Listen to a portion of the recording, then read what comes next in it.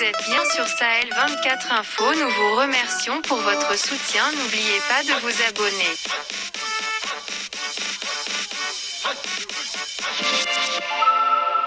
Territoriale et de la décentralisation, porte-parole du gouvernement. Monsieur le ministre, bonsoir. Bonsoir. Alors avec vous, un communiqué du gouvernement. Merci infiniment. Au nom de nos plus hautes autorités, j'ai l'insigne honneur de donner lecture du communiqué numéro 035 du gouvernement de la transition, communiqué dont la teneur suit. Le gouvernement de la transition a appris avec une profonde indignation des propos tenus par le président de la République française, Emmanuel Macron, lors de sa tournée en Guinée-Bissau le 28 juillet 2022. En effet, au cours de sa conférence de presse, le chef de l'État français a réitéré des accusations erronées en affirmant que les autorités maliennes entretiennent des relations avec un groupe paramilitaire sans jamais apporter de preuves, malgré les démentis des autorités de la transition.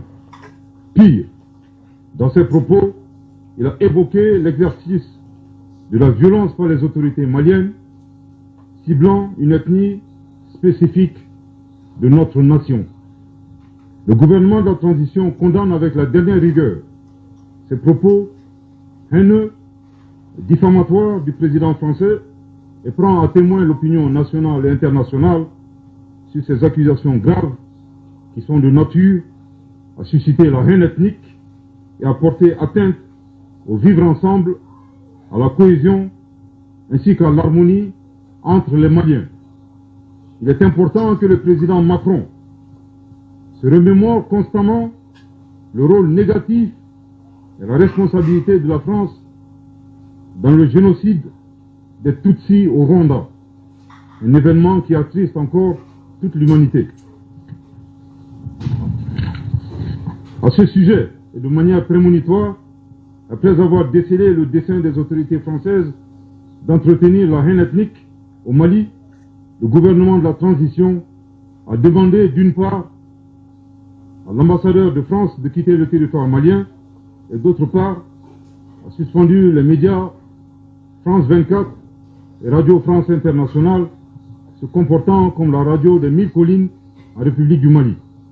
Aussi, ces propos subversifs du président français donnent raison au gouvernement de la transition qui, à juste titre, a mis fin à la coopération en matière de défense avec la France pour ses résultats insatisfaisants dans la lutte contre le terrorisme au Mali.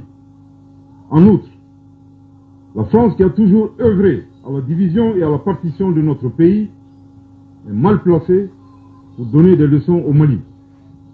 Le gouvernement de la transition exige du président Macron d'abandonner définitivement sa posture néocoloniale, paternaliste et condescendante pour comprendre que nul ne peut aimer le Mali mieux que les Maliens eux-mêmes.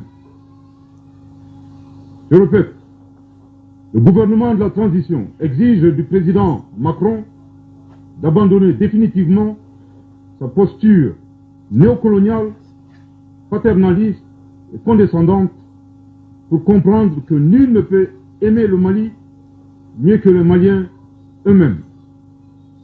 Je répète pour une dernière fois, le gouvernement de la transition exige du président Macron d'abandonner définitivement sa posture néocoloniale, paternaliste et condescendante pour comprendre que nul ne peut aimer le Mali mieux que les Maliens eux-mêmes. Le gouvernement de la transition rappelle que le Mali, foyer des grands empires en Afrique de l'Ouest, berceau d'une civilisation multiséculaire et pays de tolérance, repose sur sa diversité ethno-culturelle, la bonne cohésion sociale entre toutes les ethnies et les communautés qui le composent.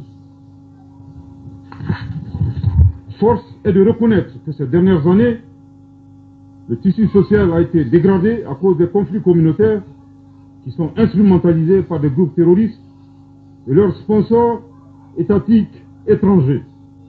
Le gouvernement de la transition rappelle que le renforcement de la cohésion sociale demeure l'un de ses objectifs prioritaires non négociable